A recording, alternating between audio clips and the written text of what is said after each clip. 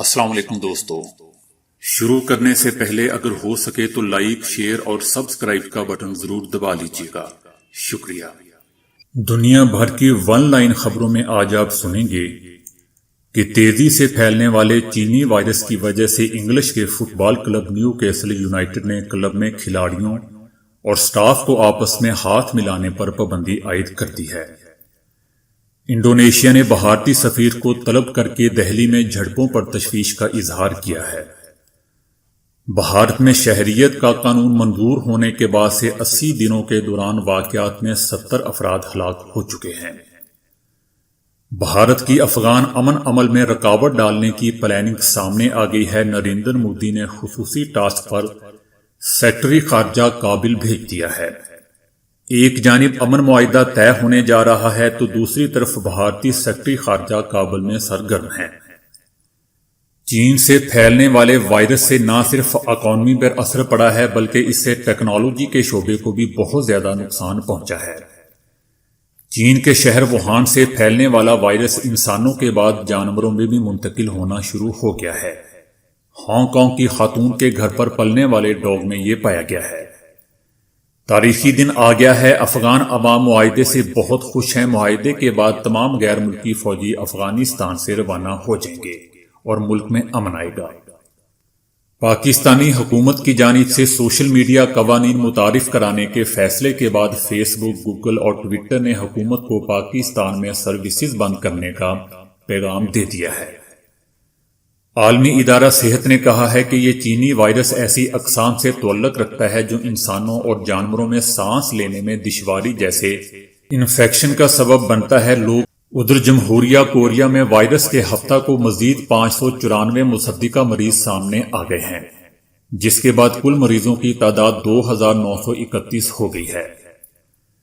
ادھر بنگلہ دیش میں نئی دہلی میں ہونے والی جھڑپوں کے خلاف ایک بڑا احتجاج کیا گیا ہے۔ مظاہرین نے بنگلہ دیشی وزیر اعظم شیخ حسینہ واجد سے دورہ بھارت منسوخ کرنے کا مطالبہ کر دیا ہے اور مودی مخالف نعرے بھی لگائے۔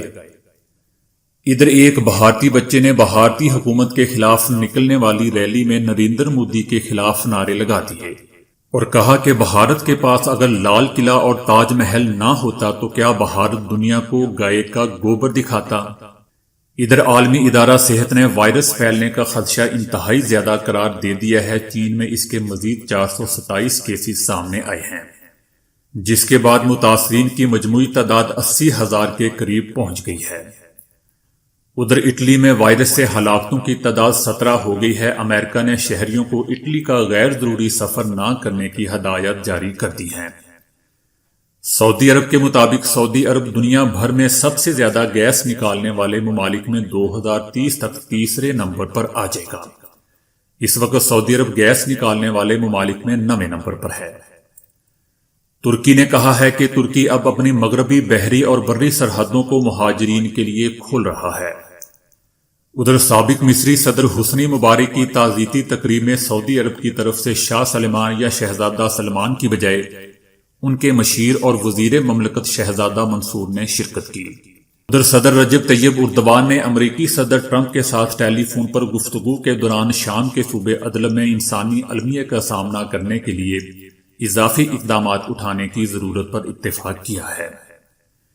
جاپان نے صارفین پر زور دیا ہے کہ وہ آن لائن پھیلتی ان خبروں پر یقین نہ کریں کہ وائرس کے پھیلاؤ کے سبب جاپان میں ٹوائلٹ پیپر کی قلت ہو سکتی ہے۔ ہر 4 سال بعد فروری کے مہینے میں ایک دن کا اضافہ ہوتا ہے۔ اس موقع پر جہاں کئی لوگ اپنی سالگرہ منا رہے ہیں، وہیں گوگل نے بھی اس خوشی کے موقع پر اپنا نیا ڈوڈل جاری کر دیا ہے۔ ادھر امریکی صدر ٹرمپ نے افغان عوام پر زور دیا ہے کہ وہ ایک نئے مستقبل کے موقع سے فائدہ اٹھائیں۔ یہ معاہدہ افغانستان میں جاری لڑائی کے خاتمے کی راہ ہموار کرے گا۔